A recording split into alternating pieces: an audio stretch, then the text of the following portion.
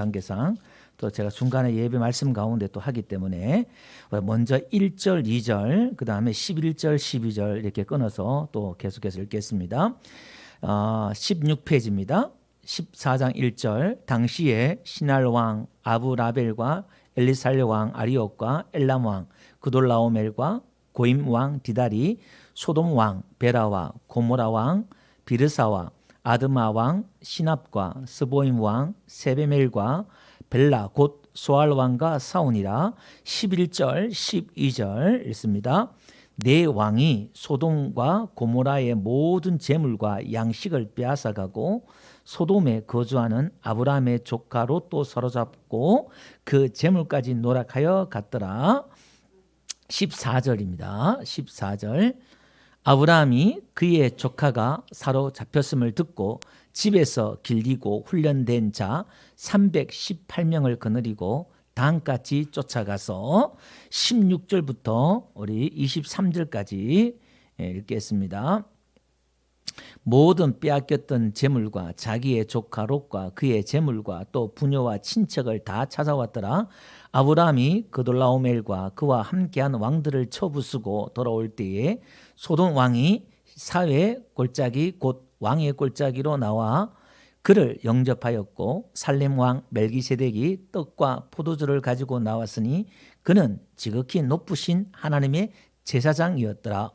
그가 아브라함에게 축복하여 이르되 천지의 주제시요 지극히 높으신 하나님이여 아브라함에게 복을 주옵소서. 너희 대적을 내 손에 붙이신 지극히 높으신 하나님을 찬송할지로다 하매 아브라함이 그 얻은 것에서 10분의 1을 멜기세덱에게 주었더라.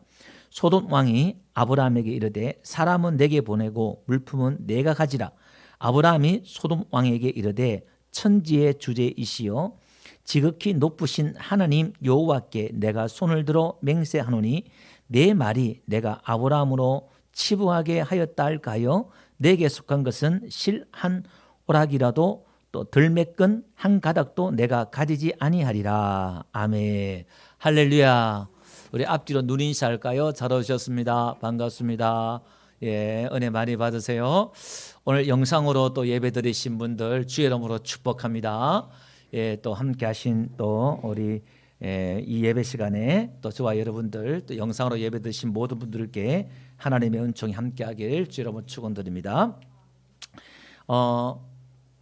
1장부터 우리 3장 중쯤 할 때 좀 시간이 또 많이 걸렸습니다. 마이크 좀 꺼주실래요? 울리는데. 예. 그 1장부터 3장까지 내용이 아주 그냥 성경 반을 50%를 차지한다. 제가 그런 이야기를 드렸죠. 그래서 단어 하나하나를 다 살피면서 그 의미들을 또 살펴봤습니다. 이제 이후부터는 오늘 이 14장 한 장 전체가 1시간에 이렇게 끝납니다. 그래서 좀 이야기 스토리로 이제 전개될 텐데요. 오늘 14장의 이야기는 전쟁입니다. 인류 최초의 전쟁이 오늘 이 14장에서 벌어져요. 그래서 성경에서는 단어든 어떤 일들이 단어라든지 어떤 사건이 제일 처음 나오는 것은 중요한 의미가 있다 그랬어요. 그래서 오늘 이 전쟁이 벌어지는데 이제 어떤 전쟁이냐면은 오늘 1절에 보니까요. 시날 왕과 또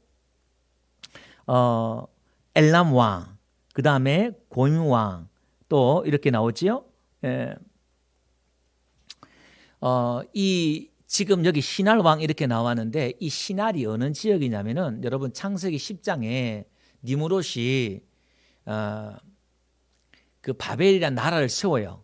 이게 최초의 왕국이라 될 수 있죠. 이게 지금 갈대아, 이게 나중에 갈대아에 있는 지역이에요. 이게 저기 이제 메소포타미아 지역, 그 지역이에요. 여기 또 보니까 여기 보니까 누구냐면 엘라살 왕이 나오죠. 이게 이제 페르시아예요. 파사. 여러분 아브라함이 갈대아 우르에서 나왔잖아요. 그 우르 근처예요. 그 지역에 있는 왕입니다. 그다음에 엘람 왕이 나오죠. 이 엘람 왕이 나중에 이제 누구냐면은 이게 이제 이 나라가 나중에 아수르가 돼요. 이제 나중에 고임 왕도 그 이제 유브라데스 강 그 근처에 있는 그런 나라예요. 그러니까 이게 무슨 말이냐면은 지금 저 멀리 있는 이 네 왕이 아주 강대국이에요. 그러니까 이 강대국들이 지금 이스라엘까지 뻗어가지고 지금 통치하고 있었어요. 12년 동안 통치하고 있었단 말입니다. 근데 이제 소돔 왕하고 이제 그 주변의 왕들이 12년 동안 섬기다가 13년째 이제 조공을 안 바친 거예요. 한마디로 말하면은. 그러니까 이제 14년째 이제 이 네 왕이 연합군을 형성해서 이 소돔 지역 사해 바다, 저 이스라엘 나라 남쪽이죠. 소돔과 고모라 그 지역 주변에 사해 그 근처에 있는 지역에 이제 공격을 해온 거예요. 그러다 보니까 이제 이 소돔 왕과 고모라 왕과 이 다스 왕이 그 주변에 이 다스 왕들이 또 연합해서 이제 전쟁을 벌이려고 시딤 골짜기라는 지역에 이제 모여요. 거기 이제 평평한 곳인데 왜 시딤 골짜기에 모이냐면은 지형적으로 이 골짜기라든지 또 여기 보니까요. 거기는 뭐가 있냐면은 그 역청이 또 많이 있는 그런 지역이에요. 10절에 한 가보면 시딤 골짜기에는 역청 구덩이가 많은지라 이렇게 나오지요. 그러니까 골짜기와 그 역청을 지형적인 어떤 그런 걸 이용해서 전쟁을 하려고 했던 것 같아요. 이 소돔과 그 지역 사람들이. 그런데 결과는 뭐냐면은 이 소돔 왕과 다섯 왕들이 다 패배를 해요. 그런데 여기서 먼저 성경은 지금 이 네 왕이 공격을 해오는데 이 네 왕이 그들의 군사력과 그들이 얼마나 막강한지를 지금 설명하고 있는데요. 5절부터 한번 봅시다. 제가 읽어드릴게요. 제14년에 그달 라오멜과 그와 함께하는 왕들이 나와서 아스드롯 가르라임에서 르바 족속을 이렇게 나오죠. 그러니까 지금 이 르바 족속이 뭐냐면은 그인 족속이에요. 이 그인 족속을 무찌르고요. 함에서 수수 족속이에요. 그러니까 이거는 암몬 족속인데 이스라엘 나라 동쪽이에요. 예, 이거는 또 그다음에 샤워 기라다임에서 M 족속 이렇게 나오죠. 이것도 이제 모압 족속 지역이에요. 이게 M 족속을 또 이겨요. 그다음에 또 6절에 가 보니까 호리 족속이 나와요. 거기 보면 이 호리 족속, 호리란 뜻이 동굴에 거주하는 자 이런 뜻이에요. 거기에 거주한 자를 쳐서 세일에서 엘바림까지 이제 쫓아가면서 이제 점령을 합니다. 그다음에 7절에 보니까 이제 아말렉 족속이에요. 서해 쪽에 이쪽은. 그다음에 또 아모리 족속이 나와요. 이것도 이제 서쪽 사해 바다의 서쪽이에요. 그렇게 이게 무슨 말이냐면은 지금 이 네 왕들이 내려오면서 동서로 지금 다 점령하면서 막 숲밭을 만들면서 내려오는 거예요. 그러니까 막강한 군사를 가지고 지금 그들이 원정을 와서 이들을 공격한다 이 말이에요. 그러니까 이 소돔과 고모라 연합을 했지만은 사실은 게임이 안 되는 그런 전쟁입니다. 근데 어쨌든 간에 전쟁에 벌여서 이 소돔과 고모라와 이 왕들이 다섯 왕들이 어떤 그런 지형적인 환경적인 것을 이용해서 싸우려고 했지만은 결과는 어떻게 되느냐를 보면은요. 10절에 보니까 소돔과 고모라 왕이 달아날 때 어떻게 해요? 거기 빠지고 이렇게 나오죠. 역청에 빠지는 거예요. 나머지는 또 산으로 도망하고요. 그 다음에 11절에 보니까 모든 재물과 양식이 다 뺏겨요. 그 다음에 12절 보니까 그때 아브라함의 조카 롯도 사로잡혀가고 그 다음에 재물까지 다 노랗게 갔더라 이렇게 나와요. 다 재물이고 다 뺏어가는 거예요 이게. 그러니까 환경이 좋다고 해서 전쟁에서 승리하는 게 아니다 이 말이에요. 이게 하나님이 승리 있게 하셔야 될 줄 믿습니다. 사실은 이제 이 소돔과 고모라 땅이 죄악이 이제 사가는 거예요. 한마디로 말하면 이게. 자 그러면 이 소식을 지금 아브라함이 그 전쟁에서 도망한 자가 와가지고 아브라함에게 이 조카 롯이 잡혀갔다 그 이야기를 이제 합니다. 그러니까 이 아브라함이 조카 롯이 사로잡혀갔다는 그 소식을 듣고 이제 집에서 길리온 자들 데리고 전쟁에 나가요. 그러면 나가서 우리가 아는 대로 이 전쟁에서 쫓아가는데 어디까지냐면 저 북쪽 지금은 지금 예루살렘 밑에 사해 소돔과 고모라 그 사해 바다 있잖아요. 단이라는 곳까지 쫓아가요. 제일 북쪽까지 쫓아가서 기습 작전을 펴서 승리를 한다 이 말이에요. 그러면 아브라함이 어떻게 승리했는가에 대해서 우리가 살펴볼 텐데요. 오늘 24장은 이런 겁니다. 이 최초의 전쟁은 이제 이 아브라함의 전쟁을 지금 이야기하고 싶은 거예요. 이 아브라함의 전쟁은 하나님의 전쟁이고 하나님께서는 이 하나님의 전쟁을 통해서 우리에게 계시해 주는 게 있어요. 이 전쟁을 통해서 우리의 신앙, 믿음의 이 전쟁은 어떤 전쟁인가를 설명해 주고 있고 또 하나님의 전쟁은 어떤 전쟁인가를 우리에게 보여주고 있어요. 하나님의 그 전쟁은 예수 그리스도를 드러내는 것이고 또 우리를 영혼들을 구원해내는 것이 하나님의 전쟁인 줄 믿습니다. 자, 그러면 먼저 이것을 한번 살펴볼 텐데요. 아브라함이 이 전쟁에서 어떻게 승리했냐면은 한번 봅시다. 14절 가보니까 집에서 길리고 이렇게 나오죠. 그 길리고란 말이 알랏이란 말인데 낳다, 태어나다 이런 뜻이에요. 이게 뭐냐면은 아브라함의 집의 종들의 그 자식들이에요. 그러니까 어디 사오고 포로로 노예로 잡아온 게 아니라 아브라함의 집에서 종들이 낳은 아브라함의 집에서 태어난 젊은 종들이에요. 이게 그러니까 그게 318명이란 말이에요. 그러니까 좋게 한 이 종들이 한 1000명은 넘었던 것 같아요. 아브라함의 전체 가족 수를 다 포함하면은. 근데 거기서 이제 318명을 뽑아서 이제 그래서 훈련된 자 이렇게 나오죠. 14절에 보니까 훈련되다 이 말이 훈련된, 숙달된 이런 뜻이 있어요. 이게 근데 그 어근을 찾아보니까 카타란 말인데 이게 아래로 이런 뜻이에요. 그래서 이게 무슨 말이냐면은 여러분 이 318명은 누구냐면은 기도원 300명 용사처럼 이 318명과 함께 전쟁을 나가는데 이 사람들은 집에서 태어난 자란 말이에요. 여러분 성경에서 집이라고 할 때는 보통 여러분들은 뭘로 생각하시면 되냐면은 성전, 교회 이렇게 생각하시면 돼요. 예수 안에서 성령 안에서 거듭난 자, 태어난 자. 할렐루야. 여기 태어난 자들이 이제 뭐 하느냐? 훈련됐단 말이에요. 그 훈련되다 이 말이 어건이 아래로 이런 겁니다. 여러분 가정이든 교회든 간에 아래로 내려가는 것이 훈련인 거예요. 할렐루야. 하나님이 우리를 낮추시고 낮아지고 깨어지고 하는 것들이 하나님 앞에 훈련받는 거란 말입니다. 우리가 십자가의 군사가 되는 훈련인 줄 믿습니다. 그러니까 여러분들 하나님이 저와 여러분을 낮추실 때 속상해하지 마시고 자존심 상해하지 마시고 더 낮아지시고 겸손하시길 바랍니다. 예, 지가 뭔데 나를 무시해? 이렇게 열받으면 안 된다 이 말이에요. 하나님이 다 다스리고 하나님이 일하시구나 생각하고 하나님의 뜻을 찾고 묻고 할렐루야. 그러면서 우리가 나갈 때 우리가 훈련되어지고 다듬어진단 말이에요. 그래서 여러분들 제일 먼저 어디서 낮아져야 되느냐? 여러분 가정에서 교회에서 먼저 낮아지는 훈련을 받으시기를 주의 이름으로 축원드립니다. 자, 그러면서 한번 봅시다. 13절 한번 가볼게요. 도망한 자가 와서 히브리 사람 아브라함에게 알리죠. 이게 근데 이 히브리 사람이 여기 처음 나와요.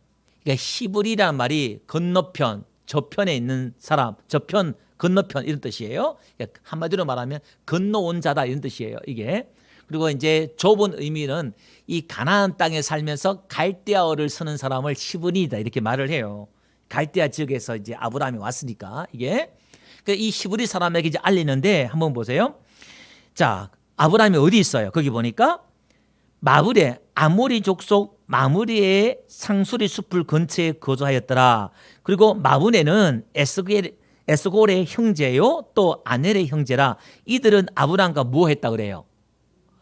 동맹했다, 언약했단 말이에요. 그러니까 아브라함이 지금 마므레 지역에 거기서 이제 처음 거주하는데 그가 이제 거주했던 지역이에요. 이게 나중에 막벨라 굴도 거기 있는 건데 아브라함이 이제 애굽 땅에 올라와서 여기 있는데 여기에 있는 이 사람들, 이 지역 사람들과 언약을 맺었다 이렇게 나와요. 근데 이 언약을 맺은 사람이 318명과 함께 전쟁에 나가요.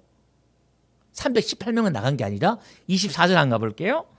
거기에 보니까 이제 소돔 왕이 야 재물 다 가지고 사람만 우리에게 보내라 그러니까 이제 뭐냐면은 이렇게 말해요. 나와 동행한 아넬과 에스골과 마므레의 분깃을 제할지니 그러니까 나는 분깃을 안 가질 테는데 나와 동행한 누죠? 이 아넬, 에스골, 마므레 그 자기 지역 그 주민들 같이 함께한 이 사람들에게는 분깃을 줘라 이렇게 말했단 말이에요. 그러니까 전쟁에 같이 나갔단 말이에요. 이게 우리는 이제 318명만 나간 줄 알잖아요. 근데 그렇게 해도 인원이 소수의 인원이다 이 말이에요. 그 지역 사람들만 나가니까 이게. 자, 여기서 한번 봅시다. 여기서 지금 우리가 이 전쟁은 어떻게 하는 것인가를 보면 집에서 태어나고 훈련된 자들이 하는 것이고 그 다음에 동맹을 한단 말이에요. 아브라함 혼자 간 게 아니라 훈련된 자와 동맹을 해서 이 아모리 족속들과 함께 전쟁에 나갔다는 거예요. 여러분, 전쟁이란 것은 지금 시날 왕과 엘람 왕 이런 왕들이 동맹에서 오잖아요. 그죠? 적들도 동맹을 한단 말이에요. 그러니까 우리도 동맹을 해야 한다라는 겁니다. 이게. 그다음 봅시다. 9절 한번 볼게요. 거기 보니까 네 왕이 곧 다섯 왕과 맞서니라 이렇게 나와요. 그러니까 네 왕이 쳐들어왔는데 소돔 지역 다섯 왕과 맞서는 거예요. 다 동맹인 거예요. 전쟁은. 지금 이게. 여러분 누가복음 23장 12절 한 가보니까요. 헤롯과 빌라도가 전에는 원수였으나 당일에는 뭐예요? 서로 친구가 되었다 이렇게 나와요. 예수를 파는데 사단이 이걸 또 서로 원수지간인들도 하나가 되게 해가지고 동맹을 맺어가지고 예수를 팔더라 이 말이에요. 이게 누가복음 12장 52절에도요. 예수님께서 그렇게 말씀했죠. 이후로부터 한 집에 다섯이 있는데 분쟁을 하는데 셋이 둘과 그 다음에 셋과 하고 또 셋이 둘과 하리라 이렇게 말씀하고 있단 말입니다. 그러니까 전쟁은 영적 싸움은 뭔가 혼자 하는 게 아니라 연합되어 한다 이 말이에요. 왜 그러냐? 전도서 4장 12절 한가 볼게요. 거기에 보니까 한 사람이면 패하겠거니와 그러면서 두 사람이면 맞설 수 있다 이렇게 말했죠. 연합한다 이 말이에요. 그래서 오늘 저와 여러분들도 우리가 연합해야 될 줄 믿습니다. 하나 되고 연합해야만이 영적 싸움에서 승리할 수 있다 이 말이에요. 아, 이 전쟁은 동맹을 해야 되고 연합을 해야 되구나 이런 걸 볼 수가 있어요. 그런데 한번 봅시다. 이 마므의 사람들이 이 건너온 아브라함을 뭐냐면은 받아줘요. 그리고 동맹을 맺어요. 이게 제가 지난주 어제구나 책을 하나 주문해가 축의 전환이란 그 책이 있어요.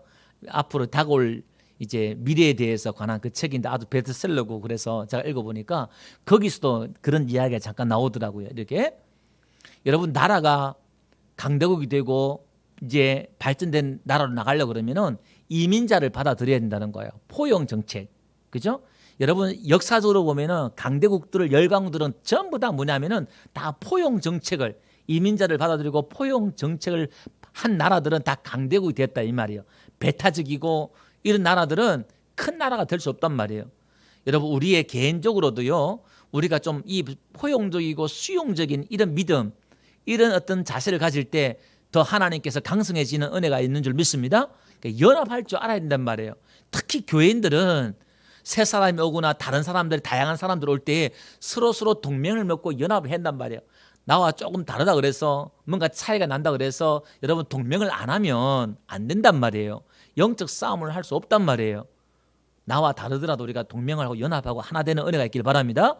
새로운 사람이 오면 자꾸 수용하고 포용하는 그런 교회가 되기를 주의 이름 축원드립니다. 자, 그렇게 되면은 어떻게 되느냐 한번 볼게요. 14절 한번 볼게요. 어디까지 가느냐?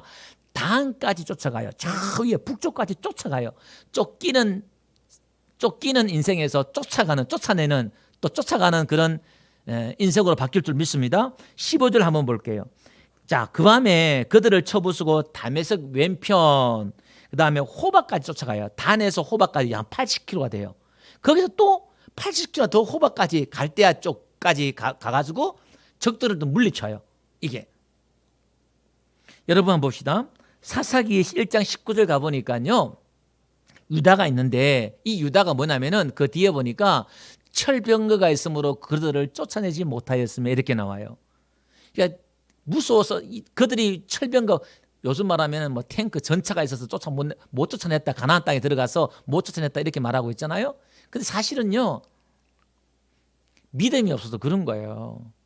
환경적으로 무서워서 실력이 없어서 자원이 없어 그런 게 아니라 믿음이 문제다 이 말이에요. 마태복음 17장 19절 가보니까요. 제 아들이 이렇게 나와요. 뭐라고 하냐면은 조용히 예수께 나와 이르되 우리는 어찌하여 쫓아내지 못하나이까 이렇게 물으니까 예수님께서 20절 보니까 너희 믿음이 작은 까닭이다 이렇게 말해요. 그러니까 믿음이 작으면 쫓아내지 못한다 이렇게 말씀하고 있네요. 마가복음 16장 17절 가보니까요. 믿는 자들에게는 뭐죠? 표적이 따르는데 귀신을 쫓아내고 이렇게 나와요. 그러니까 우리에게 믿음이 주어지면 쫓아가고 쫓아내는 역사가 있는 줄 믿습니다. 할렐루야. 이게 영적 전쟁은 우리가 마귀를 대적하고 쫓아가고 그런 거예요. 수동적으로 우리가 쫓기고 도망가는 게 아니라 적극적으로 공격형이에요. 공격형. 믿음은 공격적으로 나가는 거예요. 자, 그러면 한번 봅시다. 우리의 전쟁은 무엇을 위한 전쟁, 믿음은 무엇을 위한 전쟁인가를 한번 보면요. 21절 가보니까 소돔 왕이 아브라함에게 와서 하는 말이 뭐냐면은 사람만 보내고 물품은 다 가져가라 이렇게 말을 하잖아요. 여러분, 고대에는 이 전쟁이란 것은 물품을 조달하는 그런 전쟁이었단 말이에요. 부자가 되는 재산을 축적하고 모을 수 있는 그런 도구가 전쟁밖에 없어요. 다른 게 없으니까. 뭐 공장이 있는 것도 아니니까 빼앗는 것밖에 없단 말이에요. 그런데 이 아브라함의 전쟁, 이것은 믿음의 전쟁이고 하나님의 전쟁인데 저와 여러분의 전쟁인데 우리가 싸우는 전쟁은 어떤 전쟁이냐? 세상의 전쟁은 재물을 얻는 거예요. 그거를 얻기 위해서 목숨을 걸고 싸우는 것이지만 아브라함의 이 전쟁은 그게 아니었다는 거예요. 여기서 한번 볼게요. 그 아브라함이 소돔 왕에게 뭐라고 말하냐면은 천지의 주제시여 지극히 높으신 하나님 여호와께 내가 손을 들어 맹세하노니 이렇게 나오죠. 그러니까 맹세란 말이 없어요. 그 원어에는 내가 손을 들어 이렇게 해요. 그러니까 손을 드는 게 이제 서약하고 맹세하는 그런 의미다 보니까 맹세하노니 이렇게 적었던 것 같아요. 저거 해석을 그렇게 한 것 같아요. 손을 높이 들다 올리다 이런 뜻이에요. 그 원어의 뜻은 그러니까 한마디로 하나님 앞에 서약 맹세하는 거죠. 그 이름으로.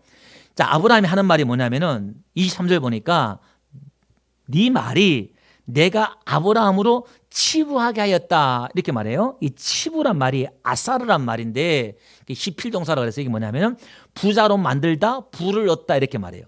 소돔 왕 네가 나를 부자로 만들었다. 나를 또 어떻게 부를 얻게 했다. 이 소리 들을까 봐 네한테 실 한 오락이나 들매끈 한 가닥도 내가 가지지 아니하리라 이렇게 나와요. 내가 물질 하나도 안 가지겠다 이렇게 말을 하는 거예요. 그래서 한번 봅시다. 이 사절 한번 볼게요. 오직 젊은이들이 여기 이제 종들 말하는 거예요. 318명 말하는 거예요. 이 먹은 것과 전쟁에 단까지 쫓아가고 호박까지 쫓아가고 그 경비 있잖아요. 한마디로 말하면 그 경비만 빼고 지금 어마어마한 전리품을 가져왔단 말이에요. 지금. 근데 그 먹는 식대만 빼고 그 다음에 나와 동행한 아넬과 에스골 마므레 자기는 안 받았지만은 자기 지역에 있는 그 마므레 지역에 있는 사람들이 동행했잖아요. 그 사람한테는 분깃을 줘라 이렇게 말했단 말이에요. 그 사람들은 믿음이 있는 사람이 아니니까 한마디로 말하면.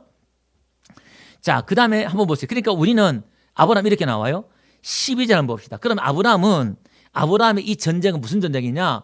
형제를 위한 전쟁, 영혼 구원을 위한 전쟁이다 이 말이에요. 12절 한번 가봅시다. 소돔에 거주하는 아브라함의 조카 롯도 사로잡고 그 재물까지 노락하여 갔더라 이렇게 나오죠. 그런데 여기 보니까요. 여기서 이 조카란 말이 히브리어로 벤이에요. 벤이란 말은 아들이에요. 아브라함의 아들 롯 이렇게 나와요. 그 다음에 14절 한번 가볼게요. 여기는 아브라함이 그의 조카가 사로잡혔음을 듣고 이렇게 나오죠. 여기는 이 조카는 뭐냐면은 히브리어로 아흐 이렇게 나와요. 형제. 그러니까 원어는 다르게 쓰고 있어요. 앞에는 아들이란 말을 쓰고 여기는 지금 14절은 아흐란 이 말을 써요. 여러분 13절 한번 가볼게요.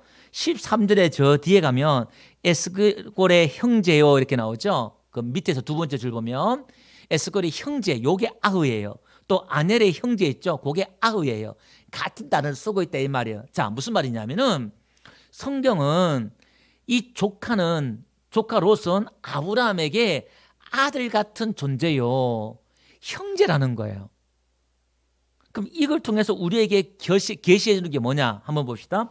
잠언 17장 17절 한번 볼게요. 친구는 사랑이 끊어지지 아니하고 형제는 위급한 때를 위하여 낳느니라 이렇게 나와요. 자, 그러면 오늘 우리의 이 전쟁은 누구를 위한 전쟁이냐? 형제를 위한 전쟁이다 이 말이에요. 육신적인 형제도 어려울 때 우리가 필요한 형제인데, 이 형제는 영적으로 오는 교회인들이고 믿음의 형제인 줄 믿습니다. 또 그 다음에 영혼들이다 이렇게 보시면 돼요. 자, 그럼 이런 겁니다. 요한복음 1장 12절 보니까 영접하는 자 곧 그 이름을 믿는 자, 그를 영접하는 자에게 하나님의 자녀가 되는 권세를 주셨다 이렇게 나오죠. 오늘 하나님은 우리를 하나님의 아들같이 생각해 주신다 이 말이에요. 할렐루야. 요한복음 15장 15절 보니까 예수님은 우리를 친구라 불렀단 말이에요. 종이라 부르지 않고. 할렐루야. 한마디로 말하면 형제다 이 말이에요. 우리를 하나님이 지금 이 아브라함의 이 전쟁, 조카 롯이 어떤 면에 봐서는 재산을 조카 롯에게 띄워줬어요. 그리고 좋은 땅도 다 양보해줬단 말이에요. 근데 이 조카 롯이 입 싹 닫고 그냥 떠나버렸잖아요. 뒤도 안 돌아보고. 섭섭한 마음을 가질 수 있을 수도 있잖아요. 근데 이 아브라함은 섭섭한 마음이 없단 말이에요. 시험 안 들었단 말이에요. 왜? 아들 같은 존재였고 형제 같은 존재였기 때문에, 한 고력이었기 때문에. 여러분, 우리가 교인들 때문에 왜 시험 듭니까? 우리가 형제들 때문에 왜 시험 듭니까? 내 고력으로 생각하지 않기 때문에, 내 형제로 생각하지 않기 때문에. 할렐루야. 그렇게 시험 드는 거예요. 그러니까 어려움을 와보면 우리가 하나인지, 우리가 사랑 안에서 한 공동체인지 아닌지 알 수가 있다 이 말이에요. 근데 이 아브라함은 기꺼이 지금 사실 말도 안 되는 이 전쟁에 아브라함이 지금 나가요. 그래서 저는 이게 보니까 성경 안 나왔지만 하나님께서는 아브라함에게 담대한 믿음을 주셨고 용기를 주셨고 은혜를 주신 줄로 믿습니다. 그게 뭔지 뒤에 가서 한번 왜 그런지 뒤에 가서 제가 말씀을 드릴게요. 그래서 이 아브라함이 올라가서 기습 작전을 펴서 밤에 몰래 들어가서 그들을 다 진멸하고 돌아오잖아요. 근데 성경에 보니까 그들이 나중이라도 보복하거나 이런 이야기도 없어요. 그냥 그걸로 끝나버려요. 아주 깔끔하게 끝나버리는 것을 보게 됩니다. 그래서 오늘 우리는 지금 아브라함이 롯이 사로잡혔다는 소식을 듣고 전쟁에 나간 것처럼 오늘 하나님께서도요, 지금 사단에게 사로잡힌 저와 여러분들을 위해서 지금 영적 전쟁을 하나님 선포하시고 예수 그리스도를 이 땅에 보내주셔서 우리를 구원해내신 줄 믿습니다. 할렐루야. 하나님이 싸우신다는 거예요. 아브라함이 싸운단 말은 하나님이 우리를 위해 싸우신다는 것이고, 또 우리도 그렇게 또 싸워야 된다 이 말이거든요. 에스겔서 한번 볼게요. 39장 25절요. 작은 소리로 다 같이 한번 읽어볼게요. 시작. 그러므로 주 여호와께서 이같이 말씀하셨느니라. 내가 이제 내 거룩한 이름을 위하여 열심을 내어 야곱의 사로잡힌 자를 돌아오게 하며 이스라엘 온 족속에게 사랑을. 하나님이 당신의 그 거룩한 이름을 위해서 열심을 내겠다는 거예요. 하나님이 열심을 내겠다는 거예요. 우리가 열심 내는 게 아니라. 그래서 어떻게 해요? 야곱의 사로잡힌 자를 내가 돌아오게 하겠다 이 말입니다. 에베소 4장 8절 안 가볼게요. 자, 그러므로 이르기를 그가 위로 올라가실 때, 예수님이 하늘 올라가실 때 그 말이에요. 사로잡혔던 자들을 사로잡으시고 사람들에게 선물을 주셨다 이렇게 나와요. 그러니까 지금 롯이 사로잡혔잖아요. 이것 지금 우리에게 계시해주고 있는 게 이런 겁니다. 우리가 그렇게 사로잡혔는데 예수님이 십자가로 우리를 그렇게 사로잡힌, 마귀에게 사로잡힌 우리를 구속해 주신 줄 믿습니다. 할렐루야. 예, 우리에게 선물로 주셨단 말이에요. 여러분, 한 영혼이 돌아올 때마다 그것은 하나님 우리에게 또 선물인 줄 믿습니다. 교회인 한 사람 한 사람 모두가 다 선물인 거예요. 내가 그대에게 선물이고 그대가 나에게 선물이고. 할렐루야. 아멘. 이게 하나님께서 우리 선물로 주신 거예요, 다. 할렐루야. 예. 그러니까 지금 예수님의 전쟁, 영적 전쟁을 지금 우리에게 계시해 주고 있습니다. 자, 그런데 한번 보세요. 전쟁에 돌아오는데 지금 누가 환영을 하냐면은 17절 가보면 소돔 왕이 사회 골짜기에 나와서 그를 영접해요. 그리고 18절 보니까 살렘 왕, 예루살렘 왕이에요. 이 살렘의 평강인데 살렘 왕 멜기세덱이 떡과 포도주를 가지고 나왔으니 이렇게 나와요. 나왔단 말이 야자란 말인데 이게요. 히필 동사로 해서 나가게 하다, 인도하게 하다, 끌어내다, 구원하다 이런 뜻이 있어요. 자, 이게 무슨 말이냐면 한번 봅시다. 지금 이 멜기세덱이 누구냐면은 히브리서에 가보면요. 7장 가볼게요. 자, 이 멜기세덱은 살렘 왕이요. 지극히신 높으신 하나님의 제사장이라 여러 왕을 쳐서 죽이고 돌아온 아브라함을 만나 복을 빈 자다. 이렇게 말해요. 자, 그 다음에 3절 안 가볼게요. 아버지도 없고 어머니도 없고 족보도 없고 시작한 날도 없고 생명의 끝도 없어 하나님의 아들과 닮아서 항상 제사장으로 있느니라. 이 사람이 얼마나 높은가를 생각해보라.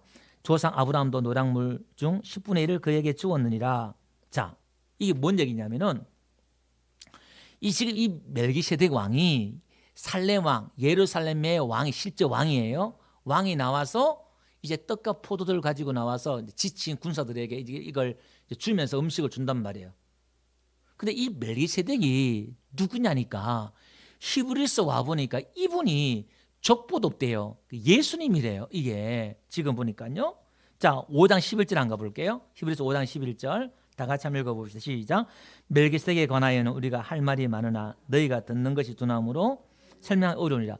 그러니까 이게 이런 겁니다. 지금 성경이 이게 문자나 사건만 보면은 성경이요 우리가 좀 보기 어려운 게 뭐냐면은 실제 그 사건 이야기를 하면서 그 뒤에 영적인 이야기를 이렇게 우리에게 보여주고 있단 말이에요. 멜기세덱 이 왕이 지금 누구냐면은 예수님이에요. 예수님의 모습을 우리에게 보여주고 있단 말이에요. 지금 이 멜기세덱이 뭐 가지고 왔다고요? 떡과 포도주를 가지고 왔단 말이에요. 이 떡이 뭐죠? 누가복음에 가보니까 이 떡이 뭐냐면 마태복음 26장에 가보니까 이 떡은 뭐냐면은 떡을 가지고 예수님이 축복하시잖아요. 그러면서 이것은 내 몸이다 이렇게 말해요. 우리가 잘 아는 내용이죠. 그 다음에 28절 보니까 또 포도주는 뭐냐? 이건 내 피다 이렇게 말씀하고 있네요.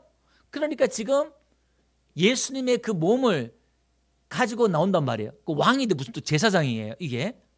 그 지금 우리 예수님이 제사장이란 말이에요 이게. 그 지금 예수님을 설명하고 있는 거예요. 그러니까 성경을 우리가 영적인 눈이 안 열리면 복음으로 예수를 이게 안 보면 성경이요 아무런 의미가 없는 거예요. 이게 생명이 없단 말이에요. 그러니까 지금 하나님이 이야기하고 싶은 내용이 있다 이 말이에요. 제가 초창기에 말씀드렸죠. 하나님의 목적, 하나님의 계획, 하나님의 의도를 우리가 읽어내야지. 하나님이 무슨 이야기를 하고 싶은가를 우리가 들어야지. 그래야만 우리가 복음으로 신앙이 자라고 믿음으로 간다 이 말이에요 이게. 근데 이 왕이 또 누구냐면은 평강의 왕, 의의 왕이다 이 말이에요. 그러니까 이 왕이 멜기세덱이라는 뜻이 의의 왕이다 이 말이거든요. 그러니까 지금 이 멜기세덱을 통해서 하나님의 그 의를 설명하고 싶은 거예요. 예수님을 통해서 하나님의 그 의가 뭔지 고린도서 1장 37 보니까 예수님은 아버지께 나와가지고 우리에게 지혜가 되고 의가 되고 그죠? 구원이 되고 말씀했던 것처럼 하나님께서 말씀하고 싶은 게 하나님의 그 의가 뭔지 설명하고 싶은 거거든요. 이게. 자, 한번 봅시다. 그러면 이 멜기세덱 왕이 뭘 했어요? 와가지고 복을 빌어요. 19절 보니까 아브라함에게 축복하고 복을 주옵소서 복을 빌어요. 복을 빌면서 20절에 뭐예요? 다 같이 한번 읽어볼게요. 작은 목소리로 읽어봅시다. 시작. 너희 대적을 내 손에 붙이신 지극히 높으신 하나님을 찬송할지어다 이렇게 나와요. 예, 거기 보세요. 지금 아브라함에게 깨닫게 하는 게 뭐냐면은 대적을 너에게 붙이신 하나님을 찬송할지어다 이렇게 말하는 거예요. 그러니까 지금 아브라함이 이 멜기세덱에게 복을 받고 축복을 받고 또 그 말을 듣고 설교를 듣고 깨달은 게 뭐냐면은 이 전쟁이 하나님께서 이기게 해주신 거구나. 하나님이 나에게 승리케 해주신 거구나. 대적을 나에게 붙여주신 거구나. 할렐루야. 자, 한번 봅시다. 신명기 32장 30절 한번 봅시다. 중간에요. 여호와께서 그들을 내어주지 아니하셨다면 어찌 한 사람이 천을 쫓으며 두 사람이 어떻게 해요? 만을 도망하게 하였으리라 이렇게 나와요. 그러니까 우리가 연합해야 될 이유가 여기 있죠. 한 사람이 천이고 두 사람은 2천이 아니라 만을 쫓아낸다는 거예요. 그러니까 연합을 해야 내 말이에요. 근데 하나님이 붙여주면 그렇게 한단 말이에요. 할렐루야. 그러니까 지금 아브라함이 하나님의 대적을 아브라함에 붙여줘서 그런 승리를 얻었다는 걸 이걸 깨닫는 거예요. 지금 나가서 정신없이 그냥 싸우고 돌아오긴 왔는데 얼떨결에 승리하고 돌아왔는데 와서 보니까 하나님 은혜였구나 이걸 깨달아요. 그래서 아브라함이 그걸 은혜를 깨닫고 아브라함이 또 행동이 한 게 뭐냐면은 이 멜기세덱 왕에게 지금 11조를 드려요. 그러니까 모세가 500년 후에 아브라함 500년 후에 모세가 나오잖아요. 그 11조가 율법으로 세워지기 전에 아브라함이 먼저 11조를 드려요. 그럼 이 11조는 뭐냐 이런 겁니다. 그냥 단순히 10분의 1을 드렸다 이게 아니라 11조의 의미는 이런 겁니다. 은혜를 깨닫고 복을 받고 눈이 열리니까 뭘 깨닫냐면은 하나님의 은혜를 깨달아요. 이게 은혜였구나. 그러니까 아브라함이 10분의 1을 내놓는 거거든요. 그 10분의 1이 뭐냐면은 그 의미가 뭐냐면은 하나님 앞에 은혜요 감사예요. 할렐루야. 그러면 그 은혜와 감사가 뭐냐면은 예수예요. 예수가 요한복음 1장에 보니까 율법은 모세로부터 왔고 은혜와 진리는 예수로부터 왔다 이 말이에요. 할렐루야. 그러면 이 은혜 감사를 내어놓았단 말은 11조를 내어놓았단 말은 아브라함 안에 있는 예수를 내놓은 거예요. 그 열매를 내놓은 거예요. 할렐루야. 그러니까 11조의 의미는 하나님 앞에 받은 은혜다. 이게 은혜다. 감사를 깨달은 사람이 눈이 열린 사람이 하나님 앞에 은혜를 내어놓는 거예요. 내 것을 내어놓는 게 아니라 하나님이 주신 은혜를 내어놓는다 이 말이에요. 할렐루야. 그러니까 이 11조가 예수를 또 의미해요. 나중에 그 깊은 얘기는 지금 오늘 다 할 수 없으니까 나중에 기회 닿으면 이 11조에 대해서 따로 한번 이야기를 하도록 그렇게 한번 해볼게요. 자, 한번 봅시다. 그런데 이것을 어디서 하느냐면은 이 11조를 어디서 드리냐면은 17절을 한번 가볼게요. 거기 보니까 사회의 꼴짝, 사회. 이게 이제 사회란 말이 평평한 평원이에요. 지금 소동왕과 멜기세덱이 나와서 축복을 비는 게 지금 그가요 사회의 골짜기예요. 평평한 지역인데 그럼 이 지역이 나중에 왕의 골짜기라는 이름이 붙어요. 자, 사무엘하 18장 18절 한번 가볼게요. 압살롬이 살았을 때예요. 자기가 자기 비석을 세워요. 왜냐하면은 자기에게는 아들이 없어가지고 자기가 자기 이름을 기념해서 그 비석을 이렇게 세운단 말이에요. 그 보니까 그 뒤에 보니까 그 비석이 뭐죠? 왕의 어디에 있어요? 보여요? 그 비석이 둘째 줄 밑에 두 번째 줄 보니까 왕의 골짜기 있고 있죠. 요게 사회예요. 여기가 그 골짜기에 비석이란 것은 자기가 살아오면서 자기 행적을 기록한 곳이 묘비에 세운 게 비석이잖아요. 그 압살롬이 다윗의 아들 이 압살롬이 자기가 자기 행적 비석을 이렇게 세워놓는단 말이에요. 한마디로 말하면 이게 자 그러면 이거 한번 봅시다. 나의 비석, 나의 행적은 어디 있어요? 지금 이 사회 지역에서 아브라함은 비석을 세우는데 어떤 비석을 세우느냐? 자기의 행적을 세운 게 아니라 전쟁에서 승리했지만 자기 얼마나 영광스럽습니까? 그죠? 그걸 세운 게 아니라 이 11조를 드림을 통해서 하나님의 은혜의 기념비를 세우는 거예요. 이스라엘 백성들이 요단강을 건너서 길갈에서 돌탑을 샀잖아요. 그죠? 요단강에 있는 그 돌을 뭘 기념하게 후대에 그걸 전하기 위해서 하나님이 건너게 했고 하나님의 은혜로 건너게 한 것을 기념하기 위해서 니네들이 잘나서 건넌 게 아니다. 한마디로 말하면. 그죠? 그럼 오늘 마찬가지입니다. 저와 여러분의 인생에 있어서 우리의 비석, 나의 비석을 뭘로 세울 거냐 이 말이에요. 예. 예수님의 은혜로 우리의 비석을 세워야 될 줄 믿습니다. 여러분 세례 요한 한번 볼게요. 사도행전 13장 25절 한번 볼게요. 세례 요한이에요. 그 달려갈 길을 마칠 때에 말하되 이제 죽을 때예요. 세례 요한이 너희가 나를 누구로 생각하느냐? 나는 그리스도가 아니라 이렇게 말해요. 나는 그리스도가 아니다. 여러분 이게 지금 이게 그냥 당연한 받아들 수 있겠지만 이게 당연하지 않는 이유가 뭐냐면은 이 당시에 세례 요한이 어느 정도 명성을 얻었냐면은 이방 악한 왕도 벌벌 떨 정도로 모든 사람들이 다 메시아로 착각할 정도로 이 세례 요한의 영성과 어떤 권세와 능력들이 출중했다 이 말이에요. 그래서 자기 입 싹 닫고 내가 메시아다 해도 다 끔뻑 다 속아 넘어가요. 모든 사람들이. 그런데 나는 아니다. 이렇게 말해요. 자기가 돌아간단 말이에요. 예수를 세운다 이 말이에요. 할렐루야. 그래서 내 뒤에 오신 이가 있으니 이렇게 말하면서 그 예수와 자기가 비교하잖아요. 신발끈도 풀기도 감당하지 못하리라. 오늘도 아브라함이 고백했던 것처럼 실로라기 하나 내가 취하지 않겠다. 아브라함과 똑같은 자세예요. 여러분 사도 바울 한번 볼게요. 사도행전 20장 가볼게요. 24절. 나의 달려갈 길과 주 예수께 받은 사명 곧 하나님의 은혜의 복음을 증언하는 일을 마치려면, 그러니까 자기가 이제 달려갈 다 마쳐 죽을 때 다 됐단 말이에요. 근데 자기가 이 죽을 때까지 이 사명 감당하겠다는 게 뭐냐면은 은혜의 복음을 증언하겠다는 거예요. 자기가 잘난 그게 아니라 자기 생명도 조금도 귀한 걸 여기지 않겠다 이렇게 말하고 있단 말이에요. 자, 고린도 15장 10절 한번 가볼게요. 그러면서 바울이 이렇게 말해요. 나의 나된 것은 하나님의 은혜다. 지금 이게 바울의 비석이에요. 이게 뒤에 맨 뒤에 한번 볼게요. 내가 모든 사도보다 더 많이 수고하였으나 내가 한 것이 아니요 오직 나와 함께 하신 하나님의 은혜로다. 할렐루야. 내가 수고하고 영적 전쟁을 세웠지만 하나님의 은혜다. 할렐루야. 여러분, 우리가 들은 풍월이 있어가지고 한두 번 흉내는 낼 수 있어요. 아유 감사해요. 하나님 은혜예요. 은혜. 이런 말을 쓰면서 내 속은 어때요? 진짜 여러분 그렇게 생각합니까? 안 그럴 때가 많잖아요. 말은 은혜요 은혜하지만 자랑하고 싶고 알아주고 인정받기를 원하고, 그죠? 언제요?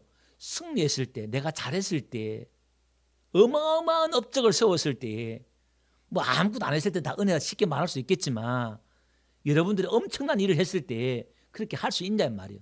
그게 쉬운 게 아니에요. 그러니까 진짜 하나님 은혜를 받은 사람은 그렇게 할 수 있어요. 할렐루야. 이런 하나님의 은혜와 사랑을 있길 주로 축원드립니다. 그래서 오늘 우리는 한번 보세요. 아브라함이 기근의 훈련, 애굽 땅에 내려가서 훈련, 올라와서 또 녹과 갈등의 그런 훈련, 이런 훈련들을 하면서, 그렇죠? 그가 깨어지고 부서지고 창피당하고 자존심 상하고 수치를 당하고 그러면서 어떻게 해요? 아브라함이 자꾸 강성해지면서 하나님의 은혜를 발견해 나갔잖아요. 예수님이 아브라함의 내 때를 보고 즐거워했다 이렇게 말했잖아요. 그죠? 아브라함이 언제 예수님 봤을까요? 몇 군데가 있어요. 여기 멜기세덱이 첫 번째 있고요. 그 다음에 소돔과 고모라 땅에 천사가 3명이 오잖아요. 나중에 이제 그 소돔과 고모라 불과 유황불로 멸할 때에 아브라함이 오잖아요. 그 셋 중에 한 분이 여호와 그 인자예요. 예수님처럼 나와요. 거기가 또 나중에 모리아 산에서도 이삭을 드릴 때도 그 어린 양을 통해서 그렇고 몇 번의 거치를 통해서 이 아브라함은 예수 그리스도의 그 은혜의 복음을, 다시 말해서 예수 그리스도의 그 은혜의 모습을 보지 않았을까, 제가 묵상해 보면서 제가 이렇게 또 깨달았습니다. 여러분 한번 보세요. 이렇게 우리의 삶 가운데 이 믿음의 말씀을 정리할게요. 오늘 저와 여러분들 한번 봅시다. 오늘 우리 앞에도요 이 영적 전쟁이 있습니다. 믿음의 전쟁이 있습니다. 이 전쟁은요 여러분들 잘 먹고 잘 살려고 전쟁하는 게 아니에요. 예.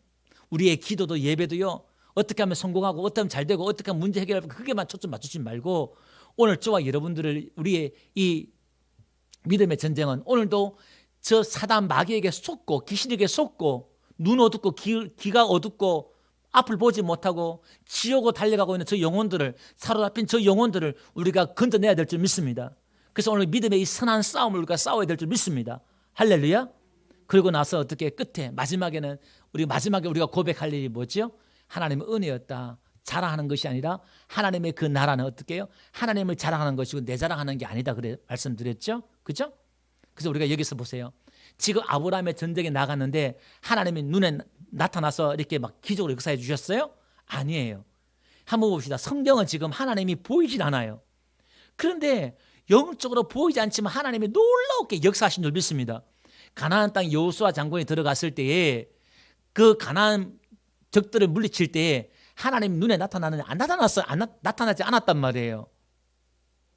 오히려 적들이 강하고 군사들은 많고 거인들이고 막 하는데 야, 이거 싸워도 될까 안 될까 고민하면서 어떻게 보면 싸워야 될 그런 현실이다 이 말이에요. 그렇지만 보이지 않는 가운데 하나님이 지금 싸우시고 하나님이 일하시고 할렐루야, 우리의 우편에 그늘 되셔서 우리를 돕고 계신 줄 믿습니다. 오늘 저와 여러분들 올 한 해도요, 여러분의 인생 가운데서도 어떤 문제가 오더라도 하나님이 지금 보이지 않지만 지금 싸우고 계신 줄 믿습니다. 이 믿음 가지고 올 한 해도 승리하는 저와 여러분들 되시기를 주의 이름으로 축원드립니다. 일어나셔서 찬양 드리겠습니다. 358장.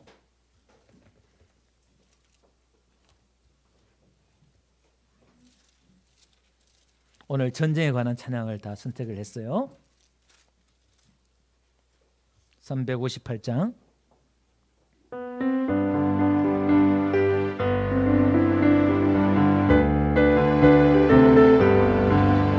주의 진리 위에 십자가 군기 하늘 높이 쳐고서 주의 군사되어 영광스럽게 찬송하며 나가세 나가세 나가세 주 예수만을 위하여 목숨 가지고 바치고 싸움터로 나가세 원수들이 비록 당할지라도 주의 군기 붙잡고 주의 진리 위에 영민하여 분발하여 싸우세 나가세 나가세 주 예수만을 위하여 목숨 가지고 바치고 싸움터로 나가세 산과들과 바다 가는 곳마다 주의 군기 날리며 반갑고도 기쁜 승리의 소식 온 세상에 전하세 나가세 나가세 주 예수만을 위하여 목숨 가지고 바치고 싸움터로 나가세 원수들은 이미 예수의 소리 하나 없이 패하고 주의 군기만이 영광스럽게 온누리에 날리네 나가세 나가세 주 예수만을 위하여 목숨 가지고 바치고 싸움터로 나가세. 여러분, 하나님께서는 십자가에서 이미 사단 권세를 멸하시고 승리하신 줄 믿습니다. 오늘 우리의 싸움은 예수님의 그 승리를 우리의 삶 속에서 나타내야 될 줄 믿습니다. 이미 승리한 그 승리를 우리의 삶을 통해서 나타내 보이는 것이 우리의 삶인 줄 믿습니다. 다시 말해서 우리의 싸움은 이미 이겨놓은 싸움인데 우리가 싸우기만 하면, 믿음으로 나가기만 하면 하나님의 그 승리가 나타날 줄 믿습니다. 하나님의 은혜가 나타날 줄 믿습니다. 오늘 말씀을 붙들고요, 한 1분 동안 우리가 각자 성령께 인도하시